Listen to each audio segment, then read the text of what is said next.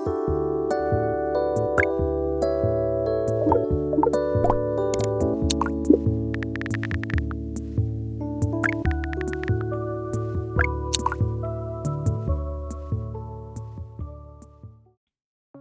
guys, and welcome to this first impressions video on Arc Raiders.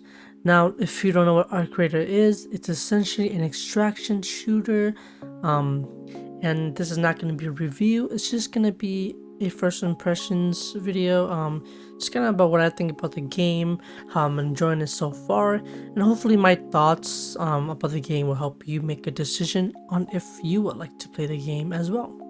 Alright, so without further ado, let's get right into the video.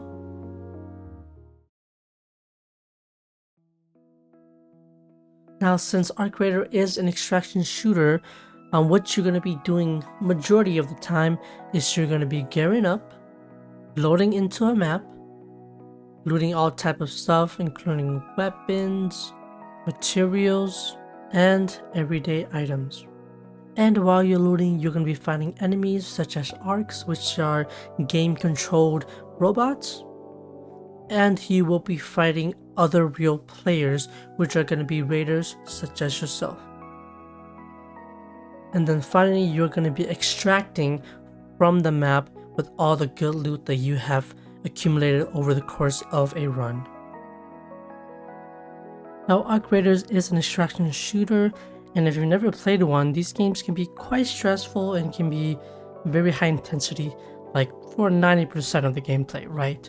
But I think that Arc Raiders has done a really good job at making sure that new players are going to be able to approach this game a lot easier, right? So instead of like always high intensity gameplay, you're going to be high intensity like 40% of the time, and 60% of the time you're just going to be looting, avoiding enemies, or just teaming up with other players, right? Especially in this game, most players are just going to be willing to help you, especially in solos. Hello. Hello. Oh, that's banana. Okay. Yeah. Now in team plays, it might be a little bit more intense and people are just more willing to shoot you on sight because they already have teammates. But I think that's kind of part of the game, right? And so I think that this game still has a really good balance between casual gameplay and high intensity gameplay. So whether you want high intensity gameplay or you want casual looting gameplay, this game does an amazing job at offering both, and I think that's what makes it a really good game. Now, since you kind of understand the game and what it's about, I'm going to go into specific parts of the game that I think are really good, and maybe some parts that aren't as good. Now, I've been playing the game for about 24 hours now, so I believe I have like a decent grasp on how the gameplay loop feels. I'm not in the in-game yet, but I think that I have a good enough grasp on the gameplay loop to kind of get my impressions on how you're going to be playing most of the time.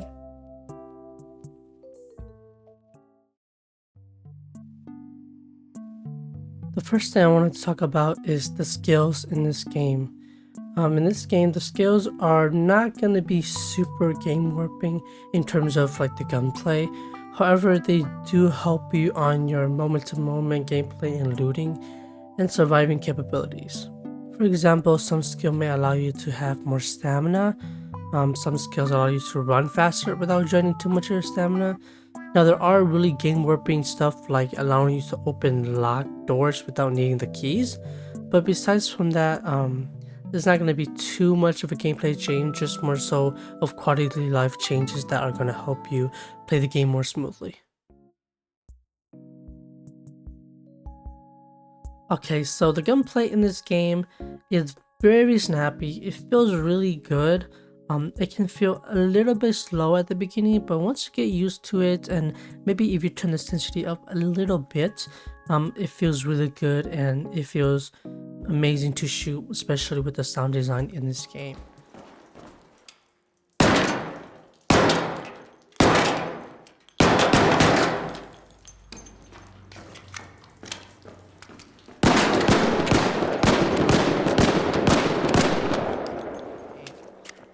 There are a good amount of the gun types. In this game, you have your light ammo, your medium ammo, and your heavy ammo. You also have your shotguns and your launcher ammo. Now in this game, gun types do matter for different enemies, right? So if you're fighting ARKs, the robots, you may need medium or higher ammo types, especially for the harder type enemies.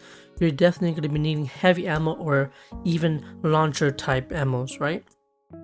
So even within the ammo types, you have a lot of different gun types. So for example, in the heavy ammo type, you don't only have heavy guns, you may even just have a handgun that uses the heavy ammo type. Or in the medium ammo type, you might even have a pistol in there, right? So even within the ammo types, there are different types of guns that you can use. Now I will say that it feels really rewarding when you unlock a gun, right? Ways to unlock gun is you find blueprints out in the world, right? And you can learn those blueprints, or you can pick it up from other people, or just loot the gun itself directly from like a gun cache, let's say, right? So it feels really rewarding when you unlock or pick up guns, because it just allows you to have more options and more things to do, right? So if you don't have a heavy gun, you wouldn't be able to fight some certain type of enemies. But once you unlock a heavy gun, for example, the anvil, you are now able to kill those enemies more reliably and also loot those enemies. So I would say that for the most part, the early to mid game, especially, the guns feel pretty fair and they feel pretty useful in terms of what they can do. There are some 1 or 2 guns that may feel a bit worse than the others, but for the majority of the guns, they feel really good to use and they have their uses depending on the situation that you are in.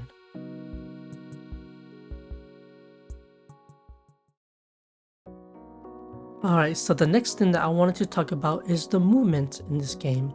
Now, like, same thing with the gun, the movement can feel a bit sluggish at first, but after you get used to it, it feels really good. It's heavy, but not sluggish once you get used to it. It can be a little awkward at times, especially when you're vaulting or you're getting like over fences or like small railings. But for the majority of the time, the movement is going to be feeling pretty good once you get used to it. And smart movement is rewarded. And one thing that I really enjoy about this game is that aggressive and passive plays are both viable, right? It just depends on your situation, and you're not going to just be crawling everywhere a lot of the times. And they actually start to learn that you can actually be punished for crawling everywhere, right? Because people are going to already be looting stuff, especially in solos where players are nicer and they're not going to shoot you on sight. You crawling everywhere is just going to be a detriment to yourself, especially since people are willing to help you in solos.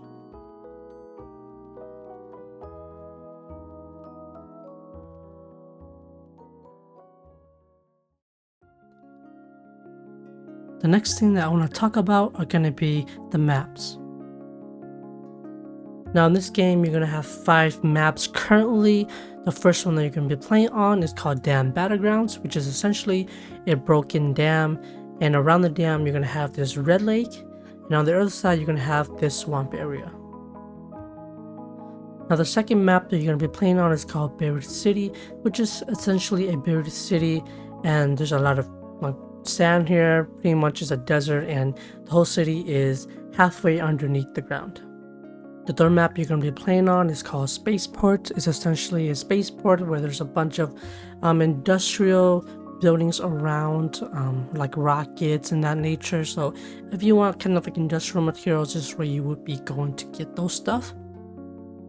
Now the fourth map is going to be called Blue Gate. Blue Gate is essentially a mountainside area where there's going to be a lot of open area and lush fields. And yeah, there's not many buildings and there's not many covers that you can find. Now the newest map that has been added to the game is called Stella Montes. And this map is essentially, I believe, a tunnel system in the mountains. Now I haven't actually tried the map, but from what I heard, the map does allow you to get some pretty good loot, but it is quite close quarters and there's a lot of corners for you to check. So it's going to be exciting to see how I enjoy the map compared to the others.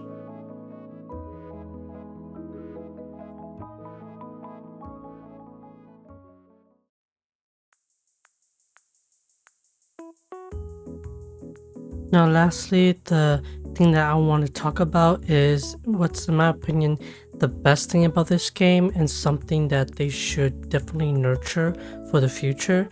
And that's the social aspect of this game. Now, you may have already heard me talk about it earlier in the video, but in this game, what makes it so amazing compared to other extraction shooters is that people are very willing to help each other. They're not just always going to shoot on sight, especially in solos. Nice house. Yeah, I'm working on summer construction. Okay. When you're playing solos, people 90% of the time, I would say, are going to be friendly towards you. Every person that I've met in solos, besides for a select few, have been nice. They have helped me kill enemies, they have helped me loot, and they have even given me loot for helping them do something that they wanted to do, right?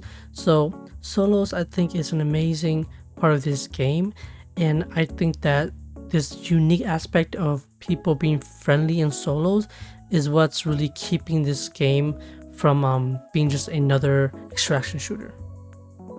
Now in solos, people are going to be friendly most of the time, but if you want high intensity gameplay, you also have that as an option as well, and that is in the form of squads. Now in squads, people are definitely going to be more aggressive because you are going into the game with already a team, so people are going to shoot on sight most of the time, and if that's what you want high intensity gameplay, you want to kill and loot other people without having a bad conscience about it, then you have that option to go into squads. Alright, that's going to be it for me and this first impressions video. Now if my opinions and my thoughts about this game hasn't made you want to play it, or if you are already playing it, let me know what you think about it down below in the comment section.